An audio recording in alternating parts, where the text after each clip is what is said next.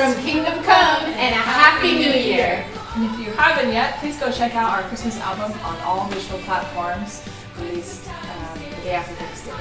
Go check out those 5 songs. We're super proud of them, written, arranged, and produced by Kingdom Come and Kevin Camp. Let's dive right in. So whenever we get here and we do these podcasts, which we've only done one, this is our second podcast, but sometimes we get into talking and we're like, we should be filming right now. We should be filming what we're talking about. Something that I had on my heart, which we don't have to spend the whole time about, was Christmas and holidays.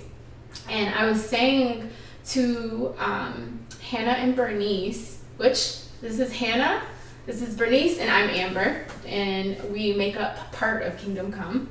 And I was saying to them that holidays can be a super tough time, but do people really think about it? Like, why? And I came to the realization that if you're not putting things in the right perspective or putting things in the right priority, that's where you get disappointed. And that can be in any area, but especially holidays. And I was telling them about how we were working with kids for the Christmas EP, and of course I asked the kids, hey guys, on the count of 3, shout out, what's your favorite thing? What is the most important thing about Christmas? And to them, of course, some of them say Santa Claus. You have the deep kids that are like, family.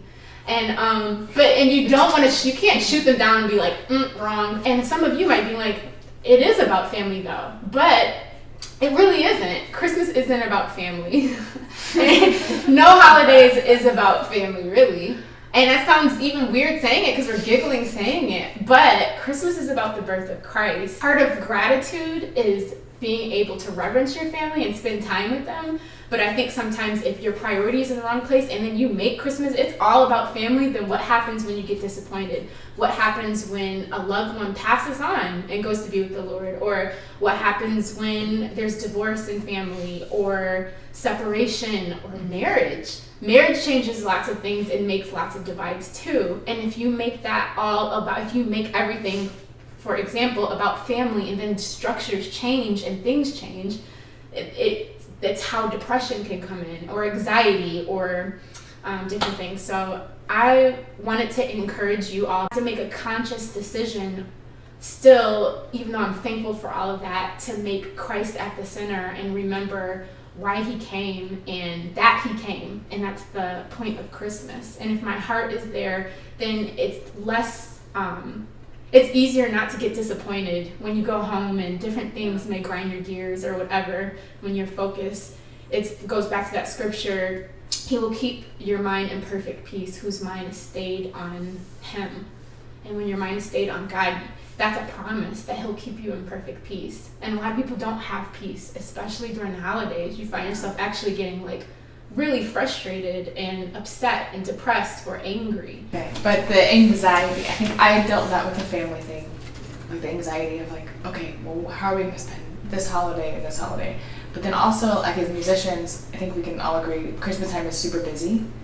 So that's another source of anxiety too, for me at least, like everything I have to prepare for this and this and Everything this. to buy. All the things you have to buy, yeah, and like all the, even like the gigs that we have, even like to prepare for all of those. Yeah.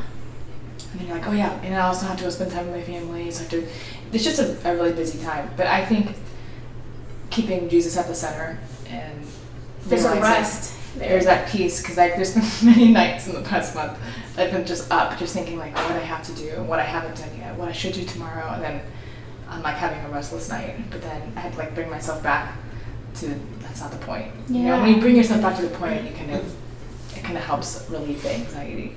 But I've kind of had that with the gigs and everything. Oh, so I was talking to an old friend that I have that he's a really good musician from Houston. And he's been doing this like longer than I've been alive. And so I was just asking him, kind of telling him about the gigs I've been having and some of the anxieties. And he told me that the devil is kind of on, like, as Christians, we're under attack in Christmas time, especially, because he doesn't want us to focus on the purpose of Christmas. He wants to like divert us into like, oh, we'll focus on your family situation and how how stressful that's going to be, or focus on how many gigs you have and how you don't have time to prepare for this and this and this, and how you have to buy all these gifts and you have to juggle all these things. He wants you to get anxiety, because anxiety, fear takes you out of the presence of God. But when you can somehow, like, reading the Bible helps every time, but that Isaiah and that verse you were saying earlier, that verse always kind of helps me come back to like the center. Yeah. And actually, this is weird. I got this at a TJ Maxx, and like I didn't even really. I'm gonna be honest. I didn't even know the hymn. Like, I was just like, it looks cool. It's a hymn. It's a really cool hymn. And when I got home, I listened to it and I was like, that's really nice, and never thought about it again. I don't know if this is Austin Miles wrote it. I don't know if that's true. I don't know if this is what he meant by the lyrics, but this is how I've taken it the past month. So when it says, the first line is, I come to the garden alone while the dew is still on the roses. And I've looked at this for a couple months now, and it didn't have an impact on me until this month, where I've had so much anxiety, like keeping me up at night. And the first thing I do in the morning is, like, I don't get in the Word, I don't pray, I don't talk to God. I start my day with, like, I'm already behind. I should have had this done already. Wow. I'm already in anxiety. And I looked at this, one night I was in here, and I just, like, looked at that line and thought, in this hymn, this person is going to God first thing in the morning while the dew is still on the roses. But that's kind of, I've been trying to, like, keep that as a practice, I guess, every day. Like, before I start my day, before I let the anxiety creep in, like, start your day with the Lord. Yeah. And it kind of helps with keeping him at the center, too. I think so. I think that's so good.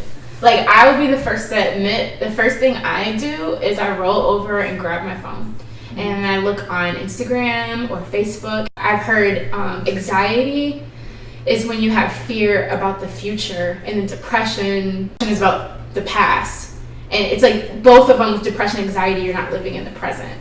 Either way, I think sometimes people can use that as a pastime, which is the dangerous thing about, like, you can use social media and all kinds of things, and it can be a pastime, or you can use them in a productive way. But sometimes people use them, or whatever it is, Netflix and chill or whatever, and it's almost a way of escape, whether you feel depressed or whether you're feeling anxious, like you're behind. Like, sometimes I'll feel like I'm totally clobbered and overwhelmed, and then I'll escape from it all and just zone out and go to Instagram or whatever.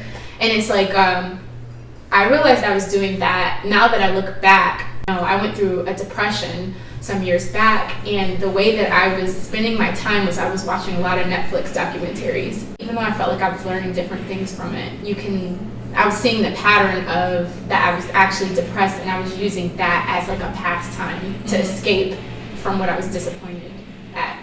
So,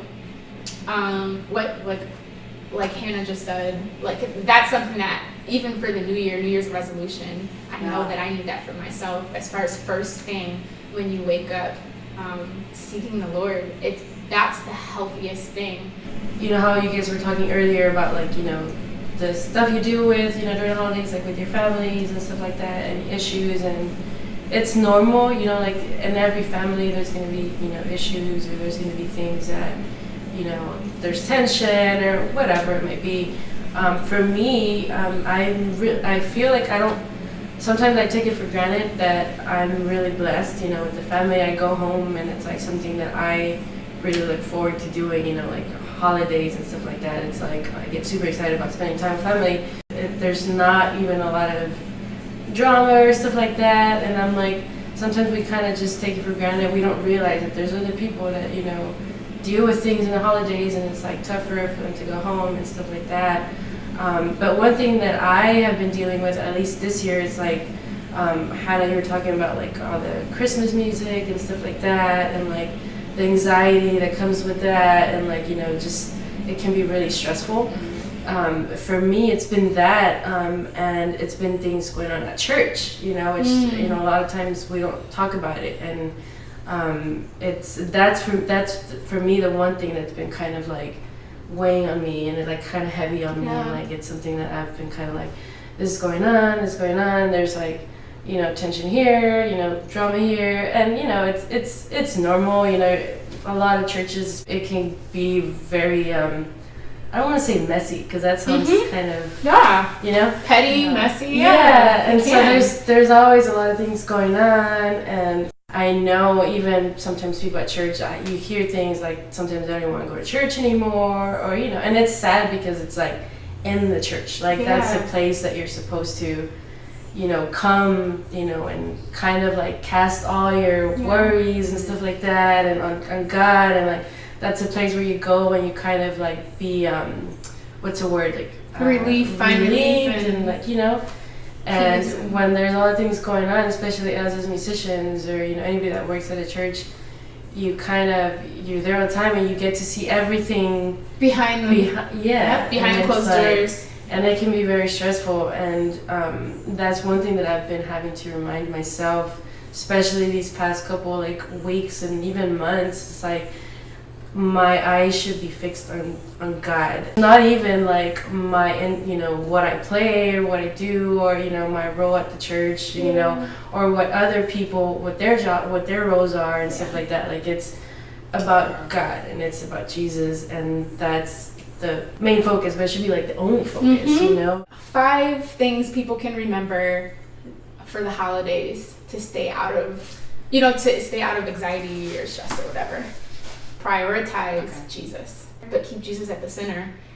We're celebrating him coming, and he put on flesh and dwelt among us. You know, in any situation that you're going to be facing, whether it's your family, whether it's church, you know, relationships, friends, choose to love, and like Amber said, prioritize, you know, fix your eyes on Jesus and keep Jesus at the center. I would say start your day before you let fear and anxiety attack you on the inside. I would say start your day spending time with the Lord. Don't sweat the small stuff, which goes back to prioritizing. Don't let these small things ruin this special time that God is going to have for you on the holidays. Gratitude. I mean, I would just say, like, if you're feeling any type of way when you wake up,